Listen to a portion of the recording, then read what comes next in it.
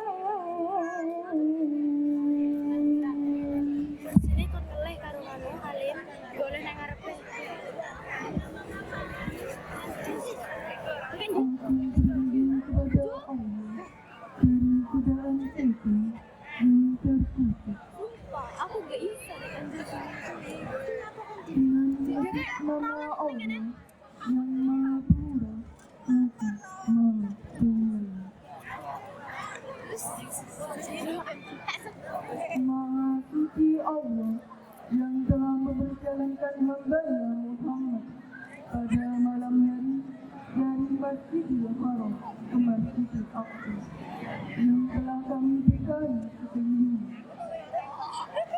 agar kami perlihatkan kepadanya sebagian tanda-tanda kebesaran kami. Sesungguhnya Dia Maha Mendengar, Maha Melihat.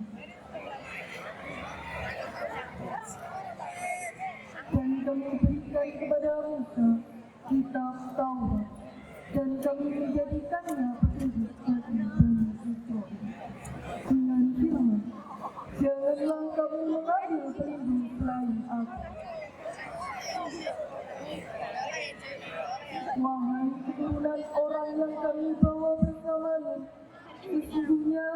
Sebastian adalah hamba Allah yang banyak bersyukur.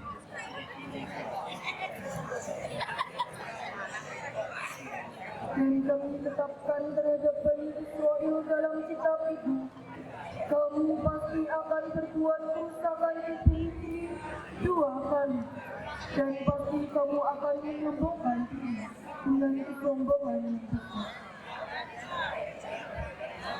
Maha benar Allah dengan segala firman-Nya.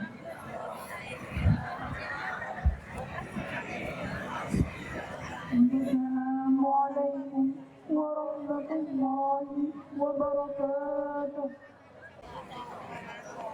Terima kasih kita haturkan kepada Alfira Rosa Hartanto dan Jiatkan Sahumairah yang telah mengumandangkan kalamullah Al-Quran dan sari tilawah.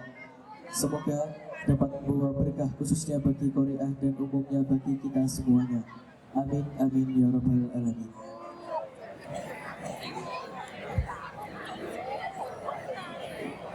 Hadirin yang dirahmati Allah, marilah kita simak bersama sambutan yang akan disampaikan oleh Bapak Kepala IPT SMP Negeri 1 Sutojaya atau yang mewakili.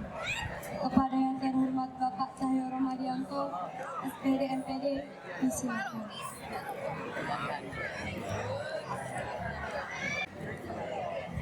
Pada yang berhormat Bapak Guru dan Pegawai sambil di satu kejadian yang kami sayangi dan kami berkat seluruh siswa SMP di satu kejadian.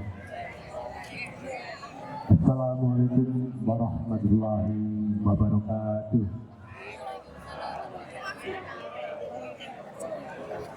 Marilah kita haturkan syukur hadirat Allah Subhanahu wa taala atas limpahan nikmat yang tercurah pada kita. Alhamdulillah pada pagi hari yang cerah pagi hari ini kita bisa bersama-sama merayakan rangkaian kegiatan Isra Mi'raj, peringatan Isra Mi'raj di halaman sekolah kita tercinta. Semoga rangkaian kegiatan yang terselenggara pada hari ini bisa memberi tambahan iman kepada kita sekalian dan bisa memberi manfaat bagi seluruh warga SMP satu Sutojaya yang dirahmati Allah. Bapak Ibu guru dan seluruh siswa yang kami sayangi, pada pagi hari ini kita memperingati satu peristiwa besar yang meneguhkan posisi kita di hadapan Allah, yaitu sebagai hamba Allah, di mana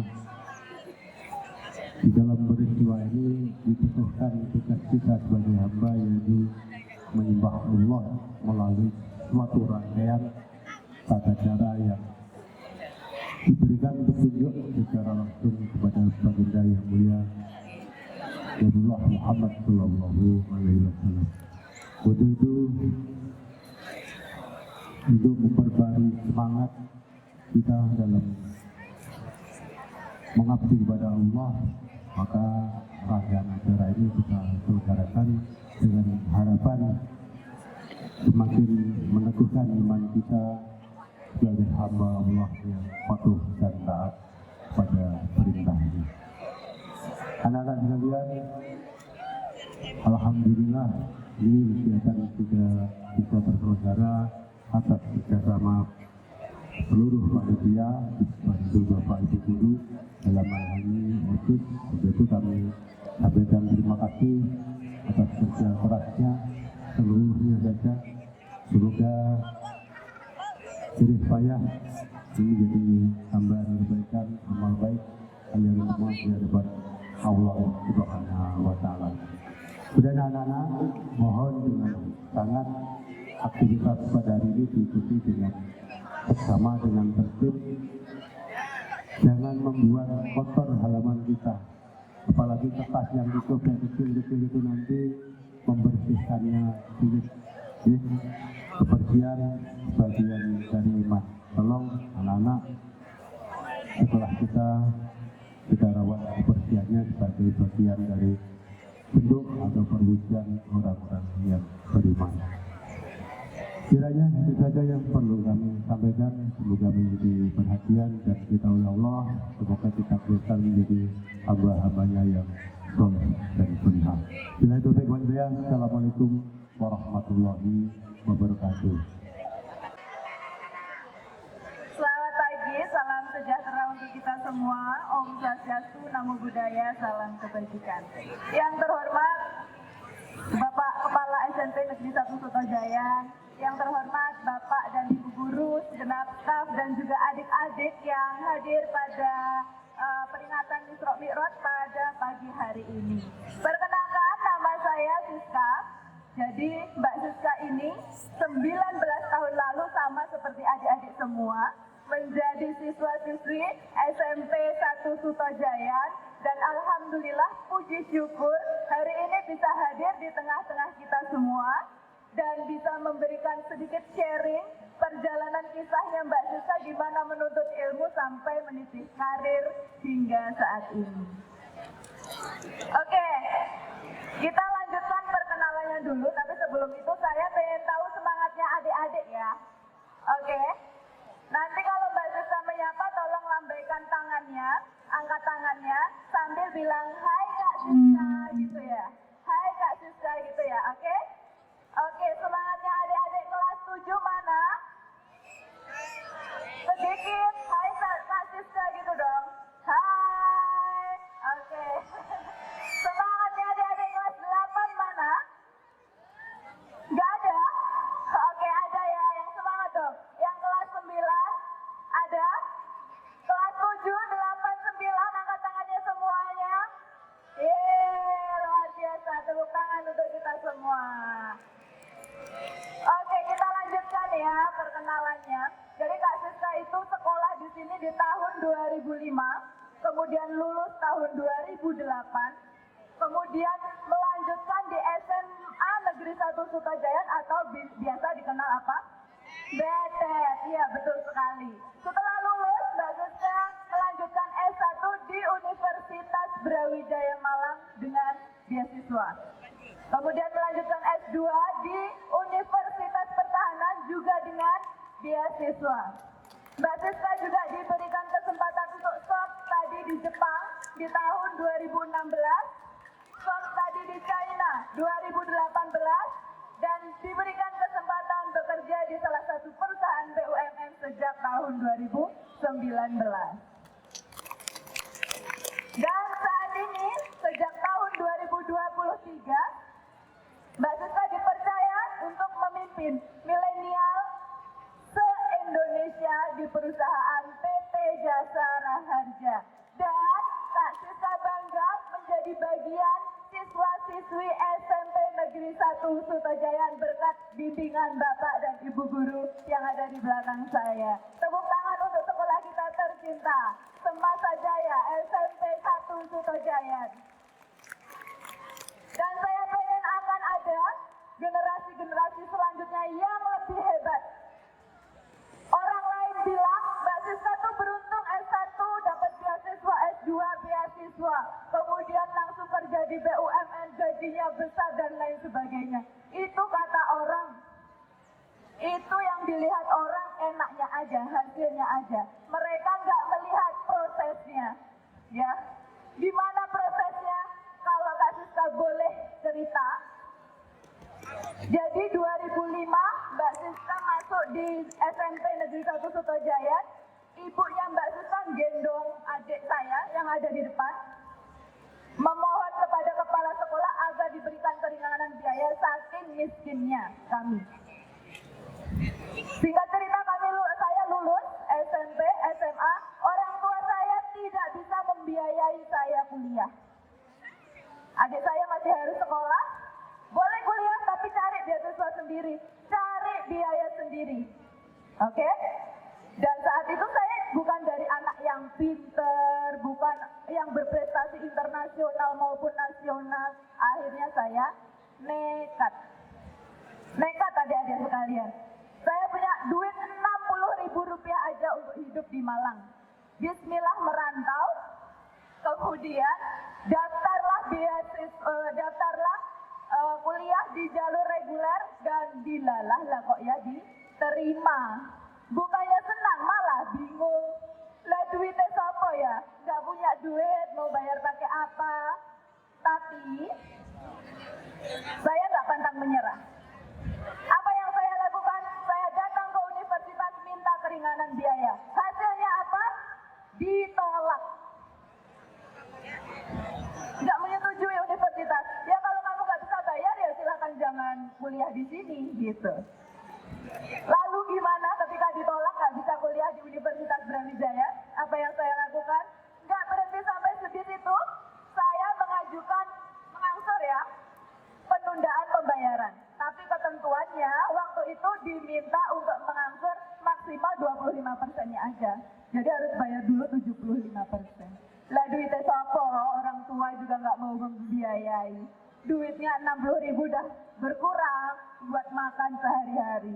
Nah, lalu Mbak Siska tinggal di mana? Mbak Siska ditampung sama orang di salah satu di Malang yang belum kenal di sebuah pondok pesantren. Numpang statusnya.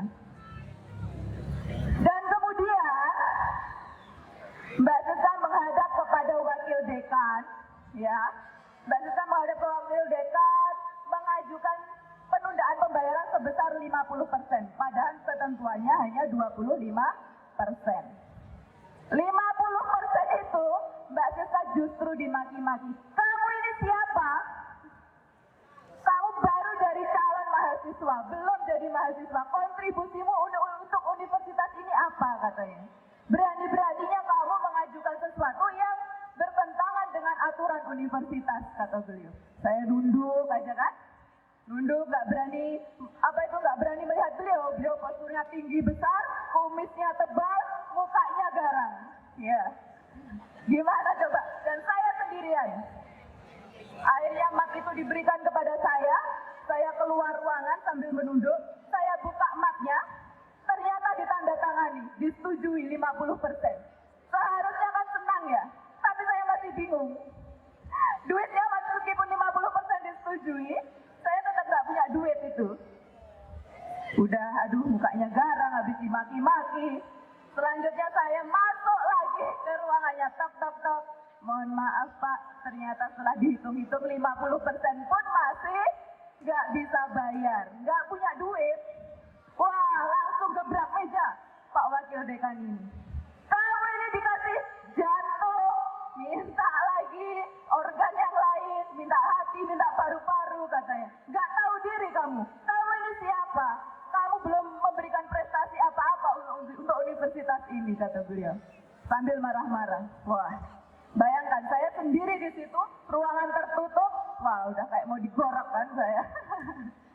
Oke, saya mengajukan 75%-nya ya.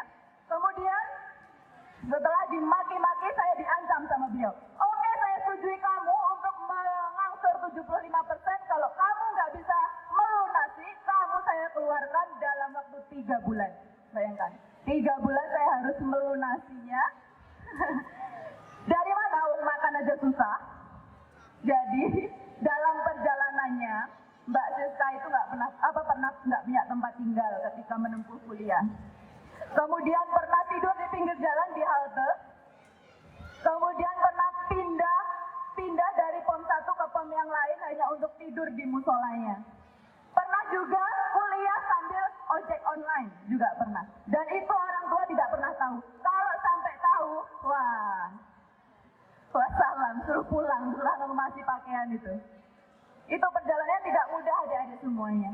Dan adik-adik sekarang itu punya privilege ya, sekarang teknologi lebih canggih, informasi lebih mudah didapatkan, nggak seperti dulu. Mungkin teman-teman di sini kalau tahu orang tua saya itu bukan petani dulunya, tapi buruh tani. Bedanya petani sama buruh tani apa? Kalau petani punya sawah, punya ladang, hasilnya buat diri sendiri. Tapi kalau buruh, kerja di ladangnya orang, kerja di sawahnya orang, hasilnya ya sesuai upahnya gitu. Jadi penghasilannya jauh dari UMR Kabupaten Blitar. Gitu. Ada yang orang tuanya petani angkat tangan? Ada yang orang tuanya pedagang?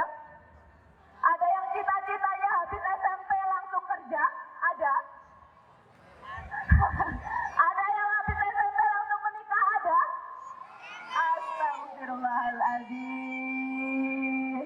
Ada yang cita-citanya habis SMA langsung menikah, langsung kerja, ada? Adik-adik, dengan segala keterbatasan, dengan perjuangan segala sesuatu tidak ada yang tidak mungkin. Ya, saya dulu ditentang sama orang tua itu, hampir dikeluarkan, tidak dapat beasiswa awalnya, tidak ditegur sama sekali sama orang tua. Nggak disuruh, kamu ini jadi anak kok orang tua dibohongi. Kamu tahu nggak, kuliah itu pasti butuh biaya. Gimana makannya, gimana kosnya, gimana angkotnya, gimana tugas-tugasnya, dan lain sebagainya. Hujan tangis berantem sama orang tua hanya gara-gara saya diterima kuliah di Universitas Brawijaya. Tapi ada Allah yang maha kaya, ada Allah yang maha kuat, adik-adikku. Hampir bulan ketiga, hampir mau dikeluarkan dari Universitas Brawijaya, Mbak Siska dapat pengumuman dari universitas bahwa ada penerimaan beasiswa tahap kedua. Mbak Siska daftar, singkat cerita seleksi, dan alhamdulillah diterima. Biaya yang tadinya sebenarnya Mbak Siska minjem dari teman, akhirnya dikembalikan, dan full setiap bulan mendapatkan uang saku, dan sampai lulus alhamdulillah bisa juga melanjutkan S2 beasiswa, first study di luar negeri, jalan-jalan keliling Indonesia gratis, dan sekarang bisa berbagi inspirasi kepada adik-adikku semua. Boleh tepuk tangan untuk kita semua.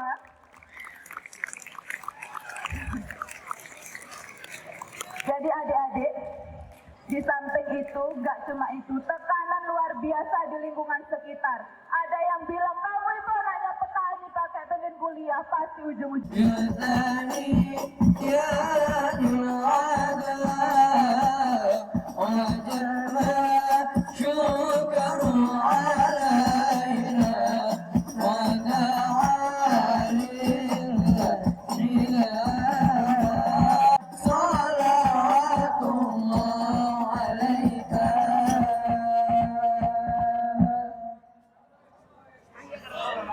Hadirin dipersilakan untuk duduk kembali.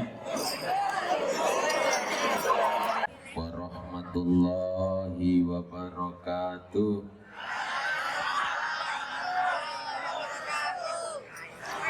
Bismillah, alhamdulillah, wassalatu wassalamu ala rasulillah Muhammadin ibni Abdillah wa ala alihi wa ashabihi wa mawalah.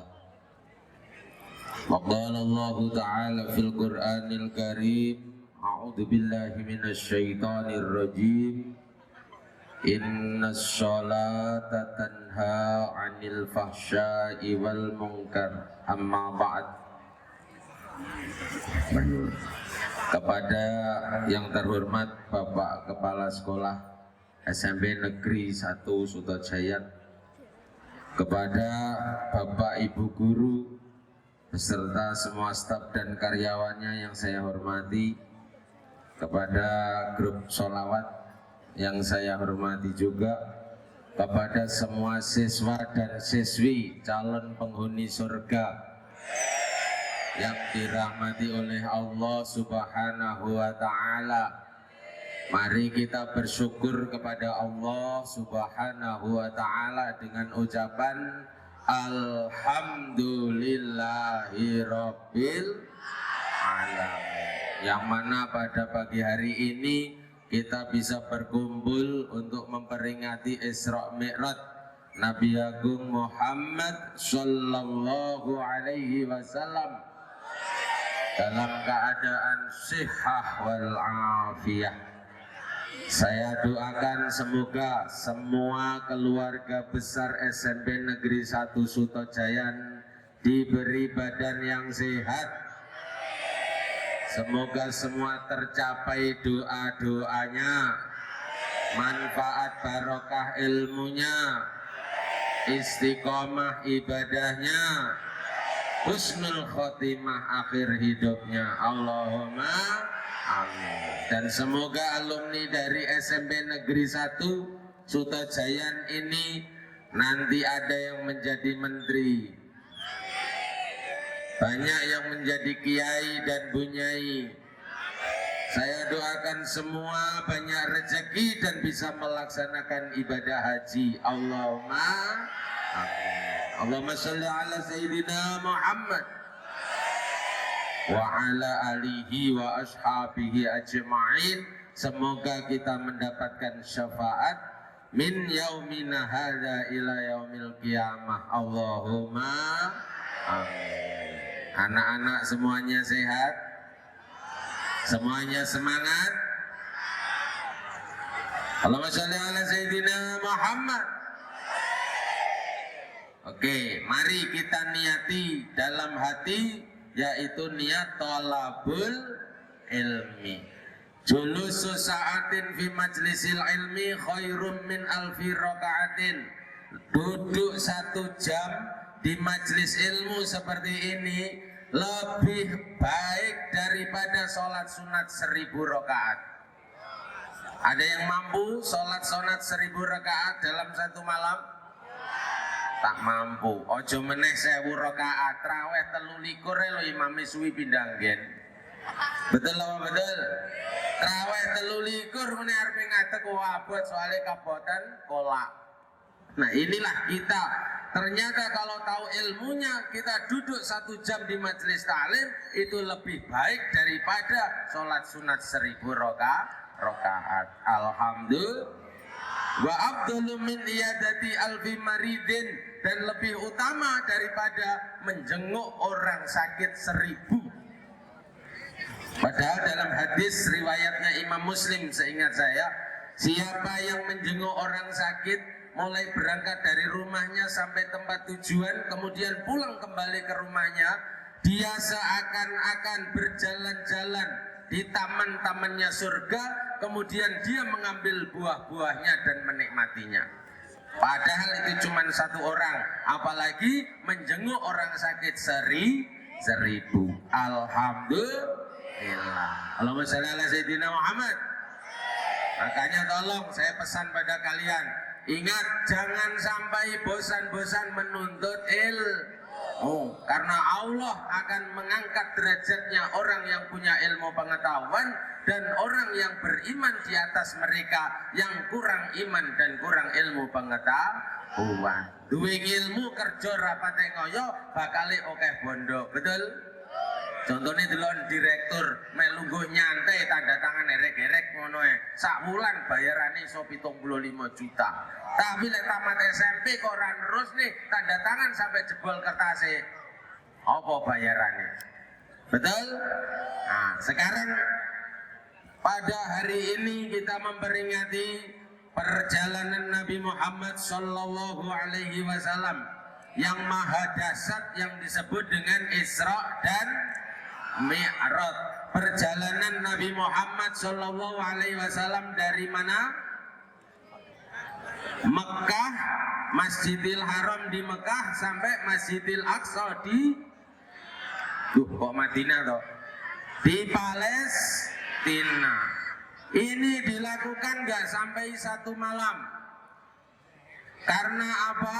Ini yang memperjalankan adalah Allah Subhanahu wa ta'ala. Nabi Muhammad tidak berjalan sendiri.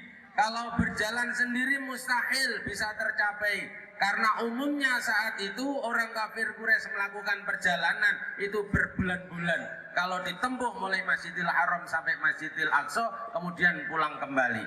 Tapi karena yang memperjalankan adalah Allah, tidak ada yang mustahil baginya. Idza arada syai'an ayyaqula lahu kun fayakun. Kalau Allah itu mengendaki segala sesuatu, tinggal bilang kun jadi maka jadi. Coba sekarang kamu lihat matahari, sudah berapa ribu tahun itu diciptakan oleh Allah.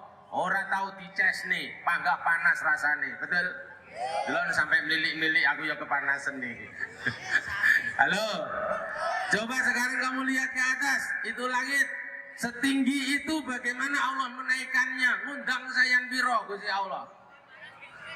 Gawe sayan apa badan? Kalau kamu pergi ke selatan, kamu berdiri di pantai Serang atau pantai Tambak, kamu lihat air sedemikian luasnya, bagaimana Allah mengisinya. Corong gaya diesel pirang PK, terus pirang tahun lek ngejoki. Betul? Tapi kalau Allah sudah menghendaki, kun fayakun, jadi maka jadi. Lek Allah ngersakne, kowe iki gawe wong saiki sik ning SMP, sok sukses sugih kabeh, iso ora? Besok berhasil semua, bisa apa tidak? Besok kamu yang sekarang masih anak-anak, sogi ngelungkuli aku, bisa ora? Bisa. Bahkan kamu pandainya nanti ngungkuli Pak Guru dan Ibu Guru, bisa apa tidak? Bisa. Kalau nggak percaya sekarang buktikan. Ada seorang pemuda yang namanya Gus Ikdam, kenal? Umurnya baru 30 tahun, tapi sudah masyhur, sering ke luar negeri. Itu ceramah baru 4 tahun, 5 tahun. Saya ini ceramah sudah 25 tahun. Berarti umurnya Gus Ikdam baru 30, saya ceramah 5 tahun. Saya ceramah, mulai ceramah Gus Ikdam itu baru umur 5 tahun. Saya TK. Tapi kenyataannya beliau mulai ceramah 5 tahun, 4 tahun. Subhanallah, jamaahnya 15.000, 20.000. Aku lurung tahu ngono. Kenapa? Karena Allah Gus Ikdam ceramah 5 tahun diundang Pak Jokowi, Pak Presiden. Aku lo selama tahun 2 tahun diundang Bupati ya. Gus Ikdam bisa pergi ke luar negeri berkali-kali, saya belum pernah. Karena apa? Allah yang menghendaki. Makanya urusan Isra Mi'raj jangan meragukan, karena yang memperjalankan adalah Allah Subhanahu wa ta'ala. Apa oleh-olehnya? Yaitu sholat 5 waktu. Tadinya 50 kali diwajibkan sehari semalam, tapi akhirnya dengan nasihatnya Nabi Muhammad disuruh minta keringanan, tinggal 5. Allah bilang, Muhammad, 5 ini sama dengan 50. Berarti sholat 5 kali sehari semalam sama dengan sholat 50 kali. Coba saya tanya, kalau seandainya sehari semalam ini sholat 50 kali, kira-kira kuat apa tidak? Kuat apa tidak? Tak jago lek sing cah lanang-lanang tukang jamaah, kira-kira wis ra kok bersualan. Soalnya mulai kau masjid lekas nyepot sarung ganti celono, adane. Mulai kau masjid lekas ganti sarung celonohan, adane. 50 kali. Wong 5 kali saja banyak ibu-ibu yang mengeluh. Oh alah, jenenge bar duhuran, rukuh tak sampirne dilut wis ngasar. Masalahnya apa? Lek duhuran jam 2:04. Halo. Makanya ayo syukur bareng-bareng. Sholat ini diwajibkan cuma 5 kali sehari semalam dengan ucapan Alhamdulillah. Nah, sholat ini fungsinya untuk apa? Sarana komunikasi manusia dengan Tuhannya. Kalau kita sholat menghadap siapa? Allah. Kita bicara langsung kepada Allah Subhanahu wa ta'ala. Di situ kita menyatakan inni wajjahtu wajhiya lilladzi fataras samawati wal ard. Sesungguhnya aku menghadapkan wajahku kepada Zat yang menciptakan langit dan bumi. Terus kamu mengatakan lagi, inna sholati wa nusuki wa mahyaya wa mamati lillahi rabbil alamin. Sesungguhnya sholatku dan ibadahku dan hidupku dan matiku hanya untuk Allah seru sekalian alam. Makanya saat itu menghadap kepada Allah Subhanahu wa ta'ala, hamba yang memerlukan kepada Tuhannya. Alhamdulillah, kalau kita sholat sehari semalam itu 5 kali minimal, berarti kita menghadap berdialog dengan Tuhan kita sehari semalam 5 kali. Berarti dekat apa jauh? Jauh apa dekat? Orang kalau sering melakukan sholat, sering berzikir kepada Allah, hatinya akan tenang. Fadilahnya sholat juga akan membawa ketenangan. Kenapa? Karena orang kalau sholat menghadap kepada Sang Maha Pencipta, meninggalkan urusan dunia. Sehingga mumet urusan dunia. Jadi uang kira ngurusi urusan dunia, minggu bakal mumet. Contohnya bapakmu mobilnya 3, motornya 7, ngurusi hair karo dandane lencret.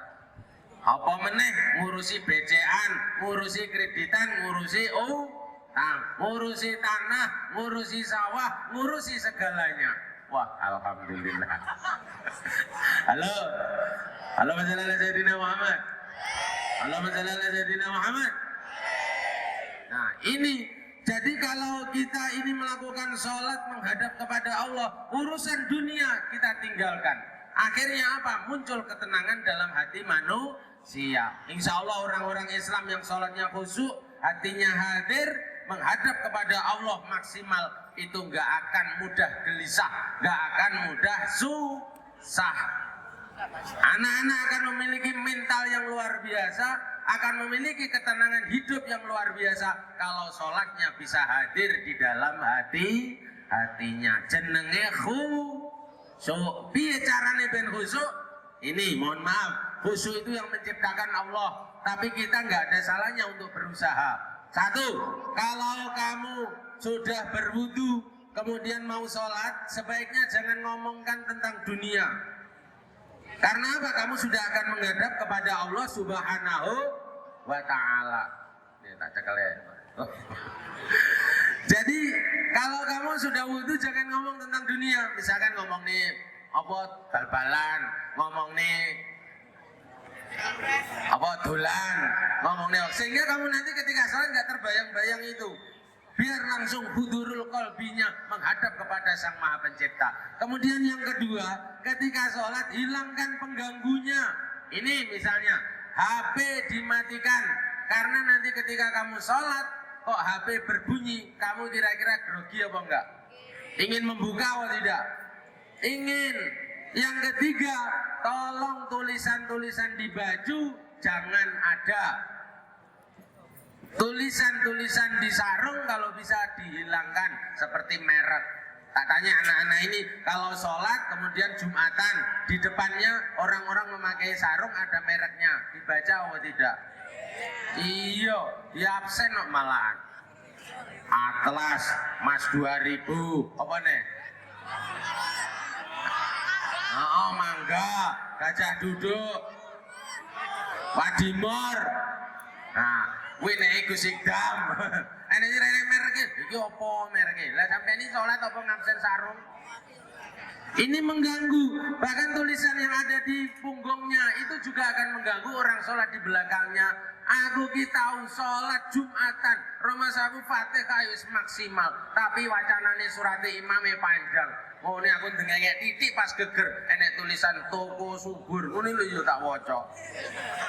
Jane ya sirku ra maca, aku gengetun maca. Kenapa? Wis otomatis karena kita sudah pandai membaca, betul? Nah, makanya tolong yang mengganggu-ganggu gitu dihilangkan. Termasuk perempuan. Sekarang di sofi-sofi, di toko-toko banyak sekali mukena yang berwarna tidak putih. Enek sing biru, enek sing abu-abu, enek sing kuning, rendo-rendoan. Kayak ketoke mewah-mewahan, betul? Yang memakai seperti itu sebaiknya jangan di depan. Soalnya ngomburine mesti batin. Kok ning burine nek wong papat utawa wong telu sing salat, ning ngarepe enek sing gawe ngono kuwi. Mengko mesti batin renorno. Sing anyel mesti batin. Salat mejeng kemenyek. Sing burine sing tertarik. Wah, apik men kuwi rukuwe. Ning ndi lek tuku regane pira ya? Aku karepe teko aku. Lah, ini akhirnya apa? Orang nggak bisa konsentrasi. Saya sering kalau di masjid ada pengganggu lagi, biasanya apa? Di pojok-pojokan masjid ada jam yang besar, yang biasanya berbunyi glung glung glung itu. Itu biasanya wong sholat yo ngitung loh gitu. Pernah setelah selesai sholat enek jamaah teko ning pengurusnya, jamu suloyo wae piye? Pengurusnya ngomong, ora yo muni, tapi jumlahnya ora padha. Berarti tadi menghitung suara bunyinya jam tersebut. Ini termasuk pengganggu kekhusyuan sholat manusia. Makanya ayo anak-anak silakan kamu jangan sampai meninggalkan sholat. Sujud ini adalah urusan yang paling kita banggakan nanti di hadapan Allah Subhanahu wa ta'ala. Harta kita nggak ada apa-apanya karena kekayaan Allah antara langit dan bumi itu semuanya.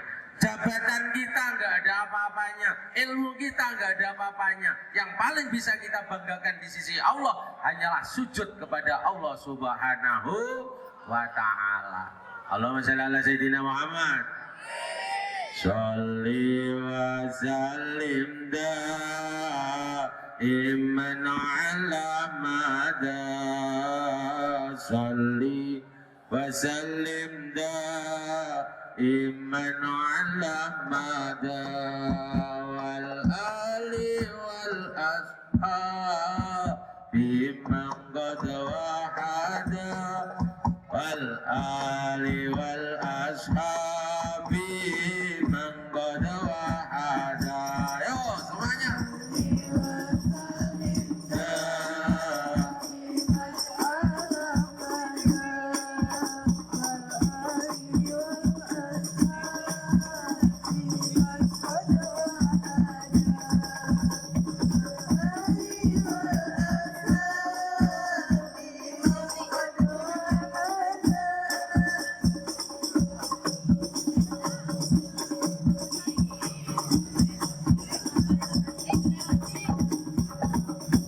Allahumma shalli ala sayyidina Muhammad. Yang perlu kalian ketahui lagi adalah orang-orang yang menjadi umatnya Nabi Muhammad SAW. Ini nanti akan mendapatkan kelebihan dan keistimewaan dibandingkan umat-umat sebelumnya. Apa itu? Ketika nanti di hari kiamat mereka akan memiliki sinar putih yang berkilauan.